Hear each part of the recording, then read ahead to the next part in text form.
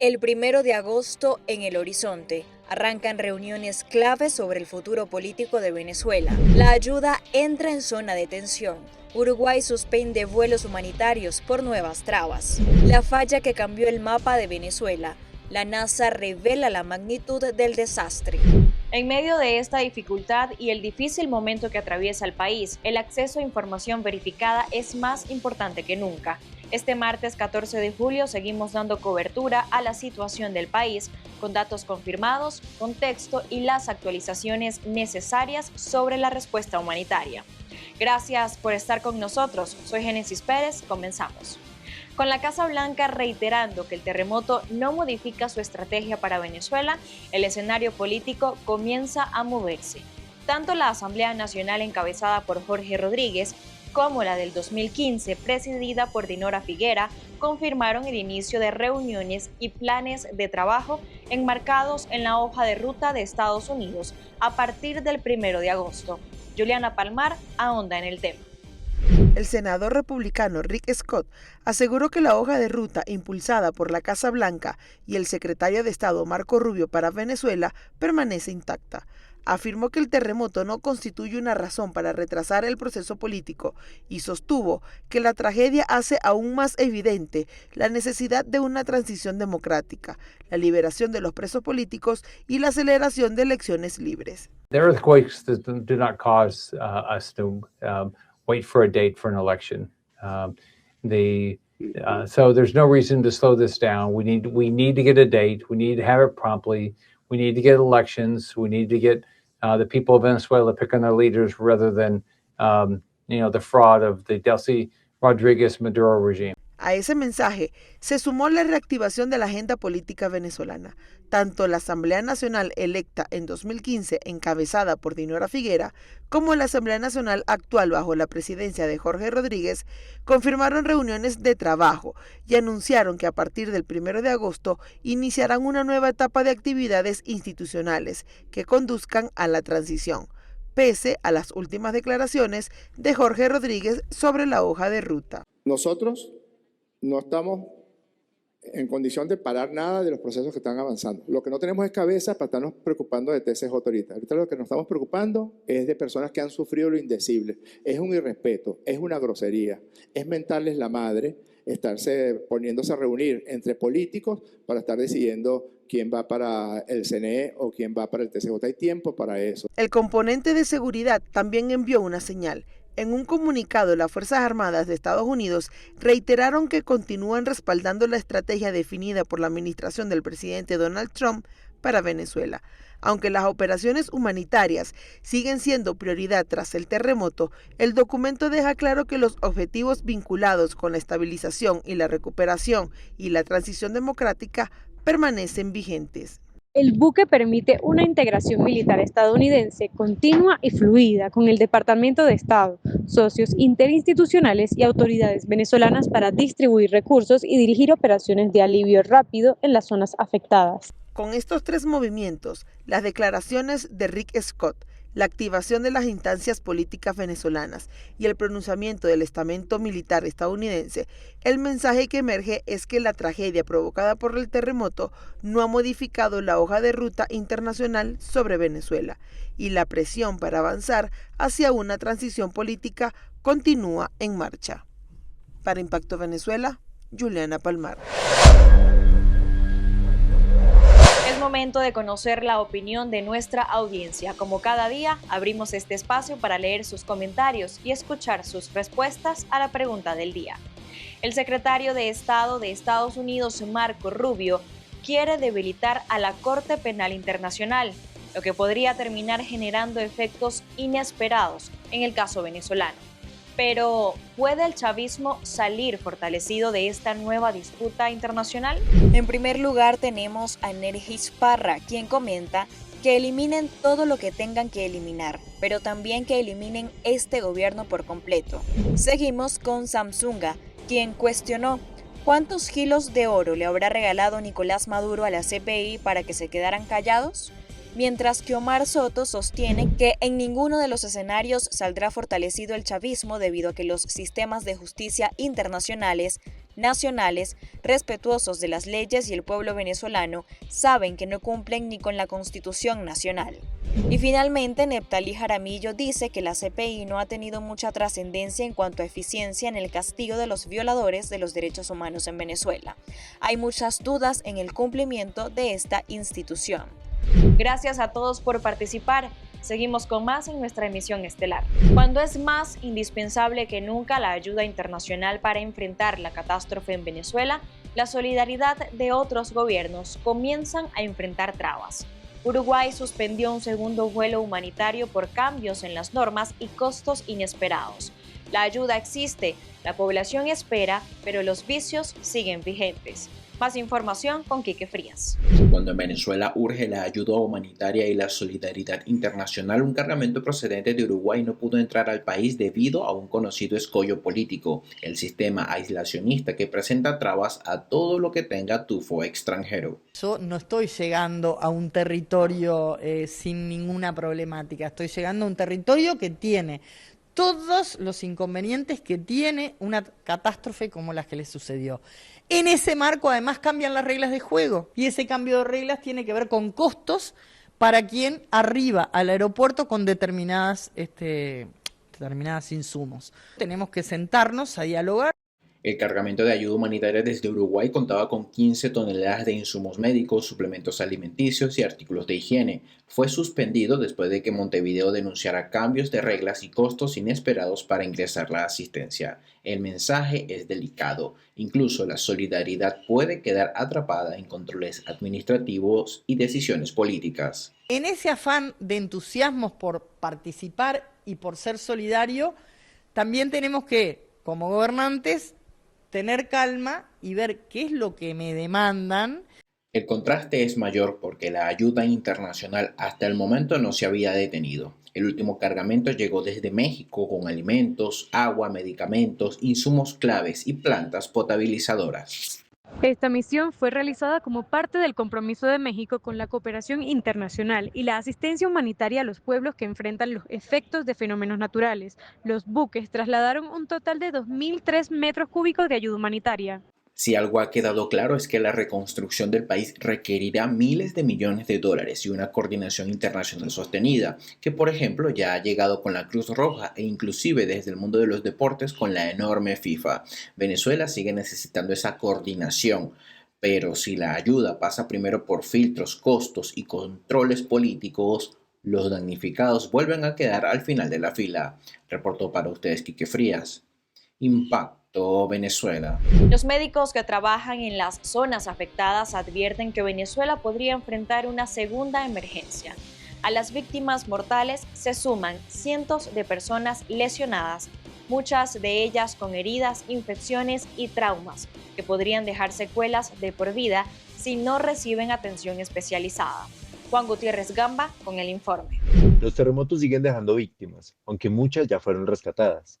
Cuando disminuyen las operaciones de búsqueda, comienza a hacerse visible otro rostro de la tragedia. Sobrevivientes que lograron salir con vida, pero ahora enfrentan graves lesiones físicas y emocionales que cambiarán su vida por mucho tiempo. Fracturas múltiples, lesiones en la columna, amputaciones, traumatismos e infecciones forman parte del diagnóstico de numerosos pacientes que permanecen hospitalizados o iniciaron procesos de rehabilitación.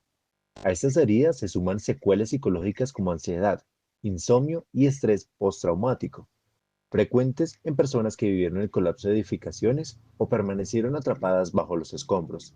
Especialistas advierten en que los grandes desastres, la recuperación de los supervivientes puede extenderse durante meses e incluso años. Y bueno, casualidad que en el grito lo hice de esta manera y el grito salió y ellos me escucharon. Y ahí fue donde pudimos tener la primera interacción. Donde ellos pudieron determinar que en verdad estaba con vida y pudieron hacer los túneles necesarios para poder llegar a mí. Fueron 36 horas más o menos, fueron 36 horas que yo estuve enterrado. Los hospitales y centros de rehabilitación deberán atender a pacientes que necesitan cirugías, fisioterapia, atención psicológica y seguimiento médico prolongado. La reconstrucción también debe enfocarse en recuperar la salud y la autonomía de quienes sobrevivieron al desastre con lesiones permanentes o de larga evolución. Yo les recomiendo que literal agradezcan porque se les puede venir abajo todo en 5 segundos como me pasó a mí. No peleen con sus padres por cosas materiales porque, o sea, hay personas que no tienen nada en este momento y están en la calle y una cosa material, no, tenemos que llevar la armonía de aquí para adelante porque algunas personas que tenían ya sus cosas ahorita están valorando y no valoraban cuando las tenían, ¿me entienden? Entonces por eso es que valoren cada momento y no esperen que sea tarde. Cuando las cámaras abandonen las zonas devastadas, miles de sobrevivientes seguirán enfrentando la parte más larga de este desastre. Su recuperación exigirá atención médica continua, apoyo psicológico y políticas de rehabilitación sostenidas. En medio del silencio de los escombros y el olor de la muerte, Miguel Báez se adentró en un estrecho túnel impulsado por una última esperanza, encontrar con vida a su familia. Pero cada paso entre las ruinas de una estructura en La Guaira lo acercaba a una realidad devastadora. Su historia no solo retrata el horror de los terremotos, sino también el drama de cientos de venezolanos que se convirtieron en rescatistas improvisados y terminaron enfrentándose a la pérdida de los suyos. Veamos la siguiente nota especial de AFP. Miguel Báez sigue buscando entre los huecos de los escombros de los edificios derrumbados por los sismos en Venezuela. Desde la primera noche tras los terremotos participó como voluntario en las labores de rescate. Ahora lo mueve la desesperación por encontrar los restos de los suyos. Para mí no, yo quiero estar acá hasta lo último, porque primero por la incertidumbre de que no sé si vivieron o no están, o por lo menos conseguir para darle una sepultura como se debe. Báez cree que su madre, Sol Ángel, su hermano Héctor y su sobrina Susej quedaron atrapados en un complejo de viviendas públicas de 12 plantas en el sector de Caraballeda. Perros buscadores olfatearon el área. Socorristas de Brasil, Estados Unidos, México, Honduras y otros países entraron con sensores. Sin señales vitales, Báez perdió la esperanza de encontrar a sus familiares vivos al 10º día. La búsqueda entre los huecos del escombro ya le deja el trauma de ver cadáveres, cuerpos desmembrados y hasta temer su propia muerte. Viene siendo como un trauma, es psicológico. ¿Por qué? Porque tú en tu día, tu rutina, tú estás tratando de luchar, exponerte, rescatar, y en eso te encuentras con personas fallecidas, y al día de dormir el cansancio, el estrés, te lleva a eso, su subconsciente, y lo que te imaginas es eso. Las torres OPP-33 quedaron hechas añicos, pero Báez rescató la guitarra de su hermano Héctor, de 28 años, y la viola de su sobrina Susej, de 10 años. Ambos eran músicos. Todavía no dan con sus cuerpos, casi 3 semanas después de la tragedia que deja unos 4.500 muertos. Desde el primer día del desastre, su rutina consiste en dormir algunas horas y despertar, pensando en qué sucedió, quién trabajó por la noche y qué cuerpo encontraron. Y es fuerte tratar de vivir toda la vida con esa incertidumbre. Y así tan mucho. Y no es fácil. Por eso es que aún permanecemos acá todos los días. La misma rutina nos levanta. Bueno, el que poco duerme, pues todo vuelve, te repito, la lluvia. El que poco duerme se levanta, medio come, da una vuelta, trabaja, saca escombros y así estamos. Y así como nosotros, mucho. Báez duerme en carpas donadas junto a otros familiares, mientras la maquinaria pesada remueve escombros, olores y moscas. Sabe que está expuesto a enfermedades. La mayoría de las personas que estamos acá, pues, debido a que estamos expuestos de olores, bacterias, tantas personas, cuerpos fallecidos, pues, el polvo. Entonces uno se expone por lo menos lo que es la gripe, fiebre, infección, bronquitis, y tenemos que tener asistencia médica. Báez se mete por la parte trasera de las ruinas, sube al 6º piso y llega hasta un boquete de menos de 1 metro de diámetro. Dentro serpentea entre placas sostenidas con delgados pedazos de escombros. Y a pesar del riesgo, su mayor deseo es recuperar los cuerpos de sus familiares. La plataforma unitaria confirmó 880 excarcelaciones certificadas, pero denunció que el proceso sigue siendo irregular y sin criterios claros. Aunque algunos salen de los penales, no terminan de recuperar la libertad porque pesan sobre ellos medidas cautelares. María José Prado nos cuenta. En Venezuela la discusión ya no es solo cuántos presos políticos salen de la cárcel, sino en qué condiciones lo hacen. La plataforma unitaria confirmó 880 excarcelaciones verificadas hasta el 13 de julio, pero asegura que las liberaciones siguen ocurriendo de forma irregular, sin un cronograma oficial, sin criterios públicos y sin una política que permita poner fin a la incertidumbre de cientos de familias que siguen esperando noticias.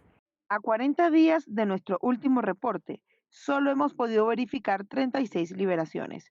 Por ello, exigimos una vez más procesos de liberación masivos, expeditos, públicos y transparentes que garanticen la libertad de todos los presos políticos. Para lograr la libertad de todos, se necesita voluntad política.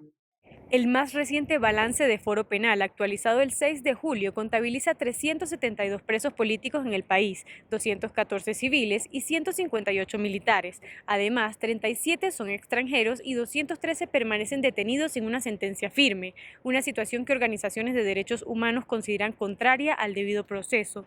En paralelo, la plataforma unitaria sostiene que las excarcelaciones avanzan lentamente y que la falta de transparencia mantiene a familiares y detenidos en un limbo permanente. Para las organizaciones que hacen seguimiento a estos casos, recuperar la libertad no significa siempre cerrar el capítulo. Muchos excarcelados continúan sometidos a procesos judiciales, medidas restrictivas o vigilancia estatal. El debate, dicen, ya no es únicamente abrir las puertas de una celda, sino garantizar que la libertad deje de depender de decisiones administradas a cuentagotas y se convierta en un derecho plenamente restituido. La actualidad de Venezuela también se construye con lo que ocurre en el mundo. Estas son las noticias internacionales que hoy cobran especial importancia para el país. Comenzamos con nuestro portal de la Casa Impacto Venezuela. Según la NASA, la falla desplazó hasta 60 centímetros la superficie terrestre tras los terremotos en Venezuela. La NASA aseguró que los daños extremos que el reciente doble terremoto de Venezuela dejó en Caracas y en La Guaira fueron producto de una violenta ruptura de la falla que desplazó hasta 60 centímetros la superficie terrestre. La Agencia Espacial Estadounidense publicó datos sobre el movimiento telúrico registrado en el satélite NISAR. Esta falla forma parte de una red de fracturas situada a lo largo del límite entre la placa del Caribe al norte y la placa sudamericana al sur, explicó en un comunicado. American Airlines abre rutas sin escalas entre Miami y Maracaibo en medio de la emergencia por los terremotos en Venezuela. American Airlines anunció la incorporación de una nueva ruta sin escalas entre el Aeropuerto Internacional de Miami y Maracaibo, Venezuela, cuya operación comienza este martes. La aerolínea informó que este servicio será su segunda ruta entre Estados Unidos y Venezuela, lo que representa un enlace clave entre ambas naciones, especialmente en el contexto de la emergencia por los terremotos. El nuevo vuelo tendrá frecuencia diaria y será operado por Envoy Air, subsidiaria de American Airlines. El presidente Petro planea un boicot contra el inicio del gobierno de Abelardo de las Priella, aseguró el ex canciller Álvaro Leiva. El ex canciller Álvaro Leiva denunció una operación de sabotaje encabezada por el presidente Gustavo Petro y su gabinete para dificultar la transición gubernamental. Según el ex canciller, el plan incluye renuncias inmediatas de funcionarios clave, bloqueo de computadores, cierre de oficinas y destrucción de documentos, con el propósito de generar caos en los primeros días de la nueva administración. Amigos, y así llegamos a la despedida de esta edición, no sin antes agradecerles por acompañarnos. Continuaremos atentos a cada nuevo acontecimiento para llevarles a ustedes información confirmada. A todos nuestros hermanos venezolanos, un abrazo y un mensaje de fortaleza. Dios los bendiga.